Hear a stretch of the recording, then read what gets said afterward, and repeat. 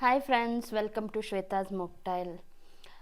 ತುಂಬ ದಿನಗಳ ನಂತರ ಒಂದೊಳ್ಳೆ ಇನ್ಫಾರ್ಮೇಟಿವ್ ವಿಡಿಯೋ ಜೊತೆ ನಾನು ನಿಮ್ಮನ್ನು ಭೇಟಿ ಆಗ್ತಿದ್ದೀನಿ. ಇವತ್ತು ಒಂದು ಟಿಪ್ಸ್ ನಿಮಗೆ ಕೊಡೋಣ ಅಂತ. ಅಂದರೆ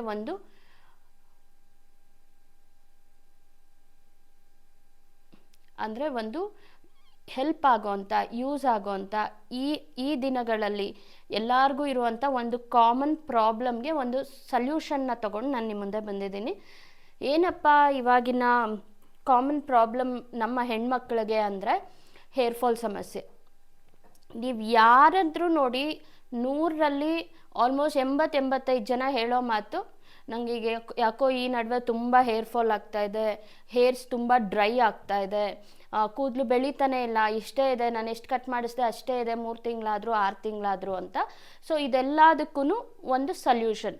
ಜೊತೆಗೆ ಯಾರಿಗೆಲ್ಲ ಹೇರ್ ಫಾಲ್ ಸಮಸ್ಯೆ ಇಲ್ಲ ಆದ್ರೂ ನಾವು ನಮ್ಮ ಹೇರ್ಸ್ನ ಹೇಗೆ ಮೇಂಟೈನ್ ಮಾಡಬೇಕು ಅನ್ನೋದ್ರ ಬಗ್ಗೆ ಒಂದು ಇನ್ಫಾರ್ಮೇಟಿವ್ ವಿಡಿಯೋ. ಓಕೆನಾ? ಹೇಳಬೇಕಂದ್ರೆ ವಿಮೆನ್ಸ್ ಡೇ ಸ್ಪೆಷಲ್ ವಿಡಿಯೋ.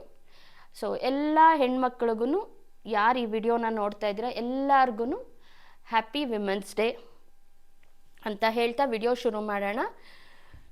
ಮೊದಲಿಗೆ ನಾನು ಒಂದು ಹೇರ್ ಫಾಲ್ ಅಥವಾ ಕೂದಲು ಹೇರ್ ಫಾಲ್ ಸಮಸ್ಯೆಗೆ ಪರಿಹಾರ ಅಂತಾದರೂ ತಗೊಳ್ಳಿ, ಅಥವಾ ಕೂದಲು ಬೆಳೆಯೋದಕ್ಕೆ, ಈಗಿರೋ ಕೂದಲು ಉದುರ್ತಾ ಇದೆ, ಅದನ್ನು ಉದುರೋ ಕೂದಲನ್ನ ನಾವೇನು ಮಾಡೋಕ್ಕಾಗಲ್ಲ.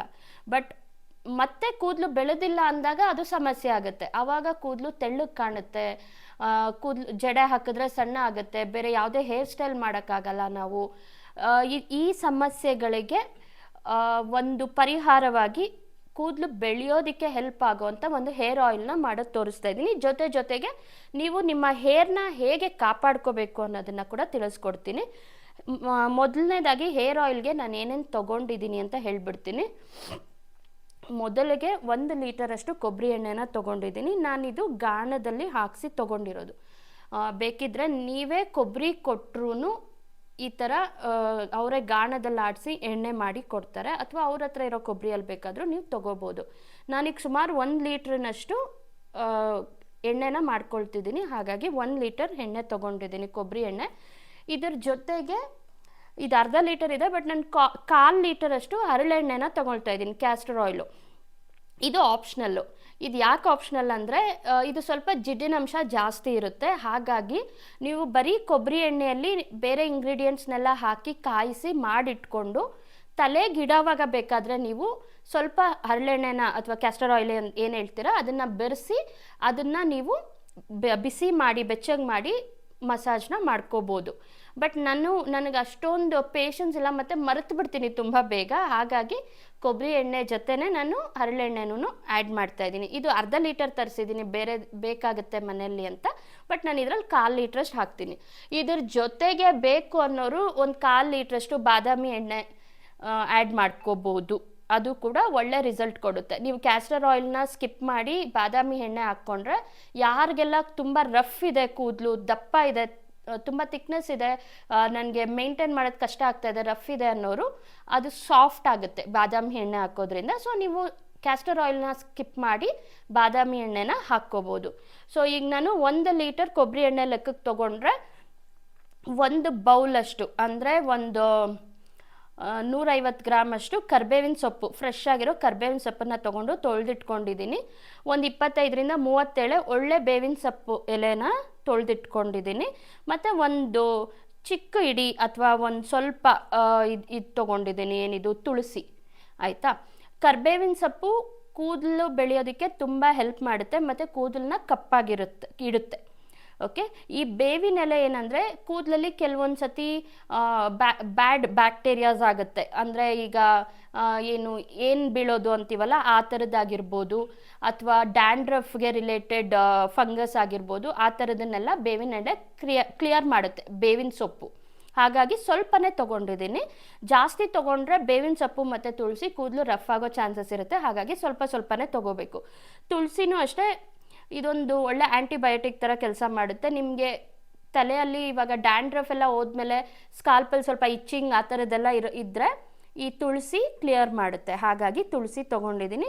ಇನ್ನು ಆಗಿನ ಕಾಲದಿಂದ, ನಮ್ಮ ಅಜ್ಜಿ ಕಾಲದಿಂದನೂ ನಮಗೆ ಕೂದಲಿಗಿಡೋ ಎಣ್ಣೆ ಅಂದರೆ ನಮ್ಮಮ್ಮ ಅವರು ನಮ್ಮ ಅಜ್ಜಿಯವರೆಲ್ಲ ಫಾಲೋ ಮಾಡ್ತಾ ಇದ್ದಿದ್ದು.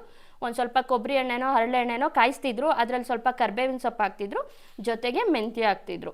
ಮೆಂತ್ಯ ನಿಮಗೆ ಕೂದಲು ಸ್ಟ್ರಾಂಗ್ ಆಗೋದಕ್ಕೆ, ಅಂದರೆ ಬೇರು ಸ್ಟ್ರಾಂಗ್ ಆಗೋದಕ್ಕೆ ಮತ್ತು ಕೂದಲು ಉದ್ದ ಬೆಳೆಯೋದಕ್ಕೆ ತುಂಬ ಹೆಲ್ಪ್ ಮಾಡುತ್ತೆ. ಹಾಗಾಗಿ ಮೆಂತ್ಯನ ತೊಗೊಂಡಿದ್ದೀನಿ. ಸೊ ಈ ಪ್ಲೇಟಲ್ಲಿದೆ ಕರಿಬೇವು, ಬೇವಿನೆಲೆ, ತುಳಸಿ ಮತ್ತು ಮೆಂತ್ಯ.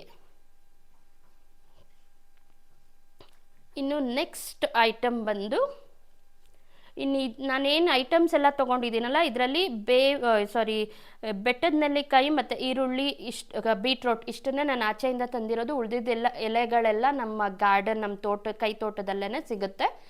ಸೊ ಇದಿಷ್ಟಾದ ಮೇಲೆ ನಾನು ಈ ಸಣ್ಣ ಈರುಳ್ಳಿ, ನಾಟಿ ಈರುಳ್ಳಿ ಅಂತ ಏನು ಹೇಳ್ತಾರಲ್ವ, ಚಿಕ್ಕದು, ಅದನ್ನು ತೊಗೊಂಡಿದ್ದೀನಿ.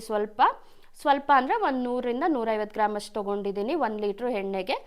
ಇದು ನಿಮಗೆ ಕೂದಲು ಉದುರುತ್ತಲ್ವ, ಯಾರಿಗೆಲ್ಲ ಬಾಲ್ಡ್ ಆಗಿಬಿಟ್ಟಿದೆ, ಕೂದಲು ಉದ್ರಿ ಅಂತಾರಲ್ಲ, ಅಂಥವ್ರಿಗೆ ಕೂಡ ಕೂದಲು ಬೆಳೆಯೋ ಚಾನ್ಸಸ್ ಇದೆ ಈ ಥರ ಸಣ್ಣ ಈರುಳ್ಳಿನ ಬಳಸೋದ್ರಲ್ಲಿ. ಬಟ್ ತುಂಬ ಜನ ಏನು ತಪ್ಪು ಮಾಡ್ತಾ ಇದ್ದಾರೆ ಅಂದರೆ, ಇದನ್ನು ಡೈರೆಕ್ಟಾಗಿ ರುಬ್ಬಿಟ್ಟು ರಸನ ಹಾಕ್ಕೊಳ್ತಿದ್ದಾರೆ. ರಸ ಹಾಕ್ಕೊಳ್ಳೋದ್ರಿಂದ ಕೂದಲು ಬೆಳೆಯಲ್ಲ ಅಂತಲ್ಲ, ಕೂದಲು ಬೆಳೆಯುತ್ತೆ. ಬಟ್ ಈ ಈರುಳ್ಳಿ ರಸ ಹಾಕೋದ್ರಿಂದ ನಿಮಗೆ ಬೇಗ ಬಿಳಿ ಕೂದಲಾಗುತ್ತೆ. ಅಂದರೆ ನಿಮ್ಗೆ 1-2 ಇರೋ ಬಿಳಿ ಕೂದಲು ಬೇಗ 10 ಕೂದಲಾಗ್ಬಿಡುತ್ತೆ ಬಿಳಿ. ಸೊ ಡೈರೆಕ್ಟ್ ರಸನ ಹಾಕಬಾರ್ದು. ಇನ್ಸ್ಟೆಡ್ ನೀವು ರಸನ ತಕ್ಕೊಂಡು ಎಣ್ಣೆಯಲ್ಲಿ ಹಾಕಿ ಕುದಿಸಿ ಎಣ್ಣೆನ ಇಟ್ಕೋಬೋದು. ಮತ್ತು ಅಲೋವೆರಾ ನಿಮ್ಗೆ ಒಳ್ಳೆ ಕಂಡೀಷ್ನರ್ ಆಗಿ ಕೆಲಸ ಮಾಡುತ್ತೆ ಕೂದಲಿಗೆ. ಕೂದಲಲ್ಲಿ ಸ್ಪ್ಲಿಟನ್ಸ್ ಆಗ್ಬೋದು, ಮತ್ತು ಡ್ರೈನೆಸ್ ಆಗ್ಬೋದು, ಫ್ರೀಝಿ ಹೇರ್ ಅಂತ ಏನು ಕರಿತೀವಲ್ಲ, ಅದನ್ನೆಲ್ಲ ಅವಾಯ್ಡ್ ಮಾಡೋದಕ್ಕೆ ಅಲೋವೆರಾ ತುಂಬ ಹೆಲ್ಪ್ ಮಾಡುತ್ತೆ. ಜೊತೆಗೆ ಆಮ್ಲ, ಬೆಟ್ಟದ ನೆಲ್ಲಿಕಾಯಿ ಅಥವಾ ಆಮ್ಲ ಅಂತ ಏನು ಕರಿತೀವಿ, ಇದನ್ನು ಬೀಜ ತೆಗೆದು ಕಟ್ ಮಾಡಿ ಇಟ್ಕೊಂಡಿದ್ದೀನಿ. ಇದು ಅಷ್ಟೇ, ನಿಮ್ಮ ಕೂದಲಲ್ಲಿ ಯಾವುದೇ ಸಮಸ್ಯೆ ಇದ್ರೂ ಕ್ಲಿಯರ್ ಮಾಡೋದಕ್ಕೆ ತುಂಬ ಚೆನ್ನಾಗಿ ಹೆಲ್ಪ್ ಮಾಡುತ್ತೆ ಆಮ್ಲ. ಜೊತೆಗೆ ನಾನಿಲ್ಲಿ ಬೀಟ್ರೋಟ್ನ ತೊಗೊಂಡಿದ್ದೀನಿ. ಬೀಟ್ರೋಟ್ ತೊಗೊಳ್ಳೋದಕ್ಕೆ 2 ಕಾರಣ ಇದೆ. ಒಂದು, ಇದರಲ್ಲಿರೋ ಅಂಥ ಸತ್ವ ನಮ್ಮ ಆರೋಗ್ಯಕ್ಕೆ ತುಂಬ ಒಳ್ಳೆಯದು. ಇದು ಕೂದಲು ಬೆಳವಣಿಗೆಗೂ ಸಪೋರ್ಟ್ ಮಾಡುತ್ತೆ. ಪ್ಲಸ್ ತುಂಬ ಜನ ಬರ್ಗಂಡಿ ಕಲರ್ ಈ ಥರ ಎಲ್ಲ ಇಷ್ಟಪಡ್ತಾರೆ ಕೂದಲು ಕಲರು. ಅಂಥವರು ನ್ಯಾಚುರಲ್ ಕಲರ್ ಆಗಿ ಈ ಬೀಟ್ರೋಟ್ ಆ್ಯಕ್ಟ್ ಮಾಡುತ್ತೆ. ನೋಡಿ, ನಾನು ತೋರಿಸ್ತೀನಿ. ನೀವಿಷ್ಟು ರಬ್ ಮಾಡಿದ್ರೇ ನೋಡಿ ಇಷ್ಟು ಮಾತ್ರ ಕಲರ್ ಬರುತ್ತೆ. ಇದು ನೀವು ಸೋಪ್ ಹಾಕಿದ್ರೂ ಶಾಂಪೂ ಹಾಕಿದ್ರೂ ಹೋಗೋದಿಲ್ಲ. 1 ದಿವಸದ ಮಟ್ಟಿಗಂತೂ ಕಲರ್ ಇದ್ದೇ ಇರುತ್ತೆ ನಿಮಗೆ. ಸೊ ಇದು ನ್ಯಾಚುರಲ್ ಬರ್ಗಂಡಿ ಕಲರಾಗಿ ಕೆಲಸ ಮಾಡುತ್ತೆ. ನಿಮಗೆ ಗ್ರೇ ಹೇರ್ಸ್ ಇಲ್ಲ ನನಗೆ, ಅಥವಾ ನನಗೆ ಬರ್ಗಂಡಿ ಕಲರ್ ಇಷ್ಟ ಆಗಲ್ಲ ಅನ್ನೋರು ಬೀಟ್ರೋಟ್ನ ಸ್ಕಿಪ್ ಮಾಡ್ಬೋದು. ಕಲರ್ ಇಷ್ಟಪಡೋರು, ನ್ಯಾಚುರಲ್ ಕಲರ್ ಇಷ್ಟಪಡೋರು ಪಾರ್ಲರ್ಗಳಿಗೋಗಿ ನಾವೇ ದುಡ್ಡು ಕೊಟ್ಟು ಕಲರ್ ಮಾಡಿಸಿ, ಈ ಕಲರ್ಗೆ ಅಷ್ಟು ದುಡ್ಡು ಕೊಟ್ಟಿದ ನಂತರನೂ ಆ ಡ್ರೈ ಆಗೋದು, ಒಂಥರ ಹುಲ್ ಥರ ಆಗಿಬಿಡುತ್ತೆ ಕೂದಲು. ಅದೆಲ್ಲದರ ಬದಲು ಇದು ಬೆಸ್ಟ್ ರೆಮಿಡಿ. ಇದ್ರ ಬದಲು ಕೆಲವರು ಮೆಹಂದಿ ಯೂಸ್ ಮಾಡ್ತಾರೆ. ನನಗೆ ಮೆಹಂದಿ ಕೂಡ ತುಂಬ ಡ್ರೈ ಆಗುತ್ತೆ ಅನಿಸುತ್ತೆ, ಹಾಗಾಗಿ ನಾನು ಮೆಹಂದಿ ಬಳಸಲ್ಲ, ನಾನು ಬೀಟ್ರೋಟ್ ಬಳಸ್ತೀನಿ. ನೀವು ಕಲರ್ ಬೇಡ ಅನ್ನೋರು ಸ್ಕಿಪ್ ಮಾಡ್ಬೋದು. 2ನೇದಾಗಿ, ಯಾರಿಗೆ ತುಂಬ ಗ್ರೇ ಹೇರ್ ಇದೆ ಅಂಥವ್ರು ಕಲೋಜಿ ಅಂತ ಬರುತ್ತೆ, ಈ ಕಪ್ಪು ಜೀರಿಗೆ ಕಲೋಜಿ ಅಂತ ಕರೀತಾರೆ, ಅದನ್ನು ಆ್ಯಡ್ ಮಾಡಿಕೊಂಡು ಅದನ್ನು ಆಯಿಲಲ್ಲಿ ಇನ್ಕ್ಲೂಡ್ ಮಾಡ್ಕೋಬೋದು, ಅಥವಾ ನೀವು ಶ್ಯಾಂಪೂ ಮಾಡೋವಾಗ ಇನ್ಕ್ಲೂಡ್ ಮಾಡ್ಕೋಬೋದು. ಆವಾಗ ಇನ್ಕ್ಲೂಡ್ ಮಾಡಿಕೊಂಡ್ರೆ ನಿಮಗೆ ಬ್ಲ್ಯಾಕ್ ಹೇರ್ ಆಗುತ್ತೆ, ಅಂದರೆ ವೈಟ್ ಇರೋದು ಕಪ್ಪಾಗುತ್ತೆ. ಓಕೆನಾ? ಇದು ನನಗೆ ಬರ್ಗಂಡಿ ಕಲರ್ ಇಷ್ಟ, ಹಾಗಾಗಿ ನಾನು ಬೀಟ್ರೋಟ್ ತೊಗೊಳ್ತಿರೋದು. ಇನ್ನು ಇಲ್ಲಿ ನೆಕ್ಸ್ಟ್ ಐಟಮ್ ಏನಿದೆ ಅಂದರೆ ಬಿಳಿ ದಾಸವಾಳದ ಹೂವು. ಇದು ನಮ್ಮ ಗಾರ್ಡನಲ್ಲೇ ಸಿಗುತ್ತೆ. ಹೂವನೂ ತೊಗೊಂಡಿದ್ದೀನಿ, ಅದ್ರದ್ದು ಎಲೆನೂ ತೊಗೊಂಡಿದ್ದೀನಿ.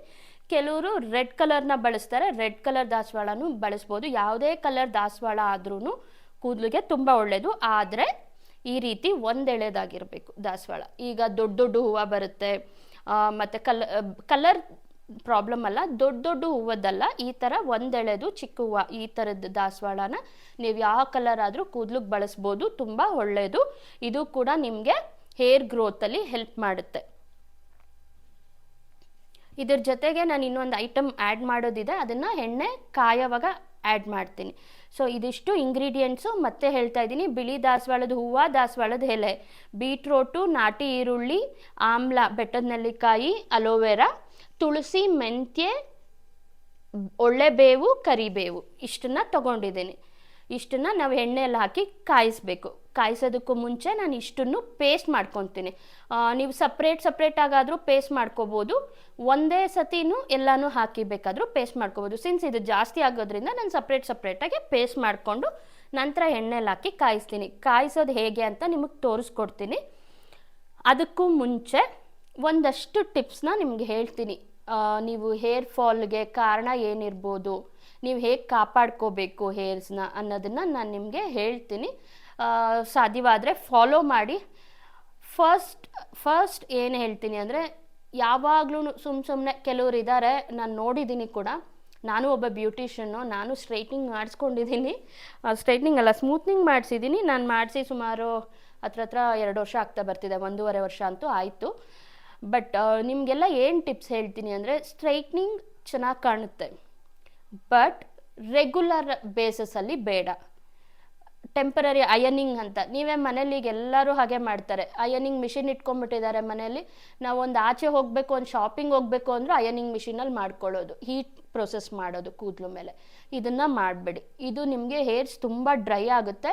ಮತ್ತು ನೀವು ಏನು ಮಾಡ್ತೀರಾ, ಸ್ಟ್ರೈಟ್ನಿಂಗ್ ಮಾಡುವಾಗ ಈ ರೀತಿ ಪುಲ್ ಮಾಡ್ತೀರಲ್ವ, ಆವಾಗ ಸ್ಕಾಲ್ಪಿಂದ ಹೇರು ಲೂಸ್ ಆಗುತ್ತೆ, ಆವಾಗ ನಿಮಗೆ ತುಂಬ ಹೇರ್ ಫಾಲ್ ಆಗುತ್ತೆ.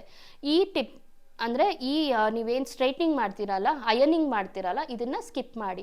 ಹೆಂಗೆ ಸ್ಕಿಪ್ ಮಾಡಬೇಕಂದ್ರೆ, ತುಂಬ ಇಂಪಾರ್ಟೆಂಟ್ ಇರೋ ಫಂಕ್ಷನ್ಗಳಿಗೆ ಮಾಡ್ಕೊಳ್ಳಿ. ನೀವೊಂದು ಮದುವೆಗೆ ಹೋಗ್ತಿದ್ದೀರಾ, ರಿಸೆಪ್ಷನ್ಗೆ ಹೋಗ್ತಿದ್ದೀರಾ, ಈ ಥರದಕ್ಕೆ ಓಕೆ. ಬಟ್ ಆಚೆ ಶಾಪಿಂಗ್ ಹೋಗ್ತಿದ್ದೀರಾ, ಆಫೀಸ್ಗೆ ಹೋಗ್ತಿದ್ದೀರಾ, ಇದಕ್ಕೆ ಬ್ಲೋ ಡ್ರೈ, ಪಮ್ಮಿಂಗ್, ಕರ್ಲ್ ಮಿಷನ್ ಅಂತ ಏನು ಕಳಿತೀವಲ್ಲ ಅದು, ಮತ್ತು ಈಗ ಸ್ಟ್ರೈಟ್ನಿಂಗ್, ಈ ಪ್ರೊಸೆಸ್ ಆಗೋ ಅಂಥದ್ದು ಎಲ್ಲನೂ, ಕ್ರಿಂಪಿಂಗ್ ಎಲ್ಲನೂ ಅಷ್ಟೇ ಒನ್ಸ್ ಇನ್ ಎ ವೈಲ್, ಒಂದು 6 ಮಂತ್ಸಲ್ಲಿ, ವರ್ಷದಲ್ಲಿ 2 ಅಥವಾ 3 ಸತಿ ಅಂತ ಅಷ್ಟೇ ಮಾಡ್ಕೋಬೇಕು. ರೆಗ್ಯುಲರಾಗಿ ಮಾಡ್ಕೋಬೇಡಿ. ಇದು ಫಸ್ಟ್ ಒನ್. ಸೆಕೆಂಡ್ ಒನ್, ಪಾರ್ಲರಲ್ಲಿ ಹೇರ್ ಸ್ಪಾ ಮಾಡಿಸೋದು. ನಾನು ಪಾರ್ಲರವ್ರು ಅಫೆಂಡ್ ಆಗಬೇಡಿ, ಮಾಡಿಸೋದು ತಪ್ಪು ಅಂತ ನಾನು ಹೇಳ್ತಾ ಇಲ್ಲ. ಬಟ್ ನೀವು ಮನೆಯಲ್ಲ ನ್ಯಾಚುರಲ್ ಇಂಗ್ರೀಡಿಯೆಂಟ್ಸಿಂದ ಮಾಡಿಕೊಂಡಾಗ ಆಗೋವಂಥ ರಿಸಲ್ಟು ನಿಮಗೆ ಒಂದು ಪಾರ್ಲರಲ್ಲಿ ಮಾಡಿಸೋವಾಗ ನಿಮಗೆ ಬರೋದಿಲ್ಲ. ಸ್ಮೂತ್ನಿಂಗ್, ಸ್ಟ್ರೈಟ್ನಿಂಗ್, ಪರ್ಮನೆಂಟ್ ಪಮ್ಮಿಂಗ್, ಮತ್ತು ತುಂಬ ಇದೆ. ಇದೆಲ್ಲ ಏನಂದರೆ ವರ್ಷದಲ್ಲಿ 1 ಸತಿ ಸರಿ. ಕೆಲವ್ರು ನಾನು ನೋಡಿದ್ದೀನಿ ರಿಬಾಂಡಿಂಗು, ಇವಾಗ ಬೋಟೆಕ್ಸ್ ಅಂತ ಒಂದು ಬಂದಿದೆ, ಇದೆಲ್ಲ ಕೆರೆಟಿನ್ ಟ್ರೀಟ್ಮೆಂಟು, ಇದೆಲ್ಲ 3 ಮಂತ್ಸ್ ಒನ್ಸು, 2 ಮಂತ್ಸ್ ಒನ್ಸು ಈ ಥರ ಮಾಡಿಸ್ತಾರೆ. ದಯವಿಟ್ಟು ಆ ಥರ ಮಾಡಿಸ್ಬೇಡಿ. ಯಾವುದೇ ನೀವು ಮಾಡಿಸೋದಿದ್ರು ವರ್ಷದಲ್ಲಿ 1 ಸತಿ ಅಥವಾ ಮ್ಯಾಕ್ಸಿಮಮ್ 2 ಸತಿ ಮಾಡಿಸಿ. ಕಲರಿಂಗ್ ಮಾತ್ರ ಬಿಗ್ ನೋ. ಕಲರಿಂಗ್ ಮಾಡ್ಸೋಕ್ಕೆ ಹೋಗಬೇಡಿ. ನೀವು ಕಲರಿಂಗ್ ಹೆಂಗೆ ಅಂದರೆ, ನೀವು ಮಾಡಿಸಿ 1-2 ಮಂತ್ಸ್ಗೆ ನಿಮಗೆ ಗೊತ್ತಾಗುತ್ತೆ. ನಾನು ಒಬ್ಬ ಬ್ಯೂಟಿಷನ್ ಆಗಿರೋದ್ರಿಂದ ನಾನು ನೋಡಿದ್ದೀನಿ, ನಿಮಗೆ ಹೇರ್ ತುಂಬ ಡ್ರೈ ಆಗಿಬಿಡುತ್ತೆ, ಆ ಕಲರ್ ಹೊಟ್ಟೋಗಿ ಅದೆಲ್ಲ ಒಂಥರ ಬ್ರೌನ್, ಅದು ಏನು ಬ್ಲೀಚ್ ಮಾಡಿರ್ತಾರಲ್ವ. ಇವಾಗ ನಮಗೆ ಈ ಕೂದಲು ಮೇಲೆ ನನಗೆ ಬ್ಲ್ಯಾಕ್ ಹೇರ್ ಇದೆ. ಈಗ ಇದನ್ನು ನಾನು ಬರ್ಗೆಂಡಿ ಕಲರೋ, ರೆಡ್ ಕಲರೋ, ಬ್ರೌನ್ ಕಲರೋ ಮಾಡಿಸ್ಬೇಕಂದ್ರೆ ಇದು ಡಾರ್ಕ್ ಶೇಡ್. ಇದರಲ್ಲಿ ನಾನು ಲೈಟ್ ಶೇಡ್ ಹೆಂಗೆ ಮಾಡಿಸ್ತೀನಿ, ಇದರಿಂದ ಫಸ್ಟು ಬ್ಲೀಚ್ ಮಾಡಿ ಇದರಿಂದ ಕಲರ್ನ ತೆಗೆದುಬಿಡ್ತಾರೆ, ಆಮೇಲೆ ಕಲರ್ ಹಾಕೋದು ನಾವು. ಸೊ ಆ ಪ್ರೋಸೆಸ್ ಮಾಡಿದಾಗ ಆ ಕಲರ್ ತುಂಬ ದಿವಸ ಇರಲ್ಲ. ಆ ಕಲರ್ 1 ತಿಂಗಳು, 2 ತಿಂಗಳು, ಮ್ಯಾಕ್ಸಿಮಮ್ 3 ತಿಂಗಳು ಇರುತ್ತೆ, ಆ ಕಲರ್ ಹೊಟ್ಟೋಗುತ್ತೆ. ಆವಾಗ ನಿಮಗೆ ಆ ಕೂದಲು ತುಂಬ ಡ್ರೈ ಆಗಿ ತುಂಬ ಕಲರ್ಲೆಸ್ ಆಗಿ ಕಾಣುತ್ತೆ. ಆ ಥರ ಮಾಡ್ಸೋಕ್ಕೆ ಹೋಗಬೇಡಿ. ನಿಮ್ಗೆ ಇಷ್ಟನಾ, ವರ್ಷದಲ್ಲಿ 1 ಸತಿ ಮಾಡಿಸ್ಕೊಳ್ಳಿ, ಜಾಸ್ತಿ ಬೇಡ ಕಲರಿಂಗ್. ನ್ಯಾಚುರಲ್ ಕಲರ್ಸ್ ಮನೆಯಲ್ಲೇ ಇರೋವಾಗ, ಇವಾಗ ಬೀಟ್ರೋಟ್ ನಾನು ಹೇಳಿದೆ, ಕಲೋಜಿ ಹೇಳಿದೆ, carrot juice, coffee colour, tea powder colour, ಇದೆಲ್ಲನೂ ಬಳಸ್ಕೊಂಡು ನೀವು ಮನೇಲಿ ಕಲರ್ ಮಾಡ್ಕೋಬೋದು. ಅಂದರೆ ಈಗ ಪಾರ್ಲರ್ಗಳಲ್ಲಿ ಹೆಂಗೆ ಅಂದರೆ ಒಂದೇ ಸತಿಗೆ ಆಗುತ್ತೆ, ಇದು ಸ್ವಲ್ಪ ಟೈಮ್ ತೊಗೊಳುತ್ತೆ. 1-2-3 ಸತಿ ಹಾಕಬೇಕು. ವಾರದಲ್ಲಿ 2 ಸತಿ ಬಳಸಿದ್ರೆ ಬೀಟ್ರೋಟು ನಿಮ್ಗೆ ಬರ್ಗೆಂಡಿ ಕಲರ್ ಇರುತ್ತೆ, ಆ ಥರ ಆಗುತ್ತೆ. ಬಟ್ ಕೂದಲಿಗೂ ಒಳ್ಳೆಯದು. ಇವಾಗಿನ ಸಮಸ್ಯೆ ನಾನು ಏನು ಹೇಳಿದೆ, ಹೇರ್ ಫಾಲು, ಇದು ಕಡಿಮೆ ಆಗುತ್ತೆ. ನನಗೂ ಹೇರ್ ಫಾಲ್ ಇದೆ, ಹೇರ್ ಫಾಲ್ ಇದ್ದೇ ಇದೆ. ನಾನು ಸ್ಮೂತ್ನಿಂಗ್ ಮಾಡಿಸಿ ಸುಮಾರು 1.5 ವರ್ಷ ಆಯಿತು. ನಾನು ಯಾವುದೇ ಹೇರ್ ಸ್ಪಾ ಮತ್ತು ಶ್ಯಾಂಪೂಸ್ ಅವ್ರು ಸಜೆಸ್ಟ್ ಮಾಡಿದ್ದು ನಾನು ಯಾವುದೂ ಯೂಸ್ ಮಾಡ್ತಿಲ್ಲ. ನನ್ನ ರೆಗ್ಯುಲರ್ ಏನಿದೆ ನಾನು ಅದನ್ನೇ ಮಾಡೋದು. ಬಟ್ ಟೆಕ್ಸ್ಚರ್ ಎಲ್ಲ ಚೆನ್ನಾಗಿದೆ. ಬಟ್ ಸ್ವಲ್ಪ ಹೇರ್ ಫಾಲ್ ಇದೆ ನನಗೆ. ಹೇರ್ ಫಾಲ್ ಇಲ್ಲ ಅಂತಲ್ಲ, ನನಗೆ ಹೇರ್ ಫಾಲ್ ತುಂಬ ಇದೆ. ಯಾಕಂದರೆ ನನಗೆ ಥೈರಾಯ್ಡ್ ಇಶ್ಯೂ ಇದೆ. ಸೊ ಹಾಗಾಗಿ ನಂಗೆ ಹೇರ್ ಫಾಲ್ ಇದೆ. ನಾನು ಈ ಥರ ಎಲ್ಲ ಫಾಲೋ ಮಾಡೋದ್ರಿಂದ ನಂಗೆ ಹೇರ್ ಫಾಲ್ ಆದ್ರೂ ಆ ಜಾಗದಲ್ಲಿ ಬೇರೆ ಹೇರ್ಸ್ ಬರುತ್ತೆ. ಸೊ ಅದು ನನಗೆ ಪ್ರಾಬ್ಲಮ್ ಆಗಲ್ಲ. ಉದುರೋ ಕೂದಲು ಉದುರ್ತಾ ಇರುತ್ತೆ, ಬೆಳೆಯೋ ಕೂದಲು ಬೆಳೀತಾ ಇರುತ್ತೆ. ಸೊ ಅದು ನಮಗೆ ಇಶ್ಯೂ ಆಗಲ್ಲ.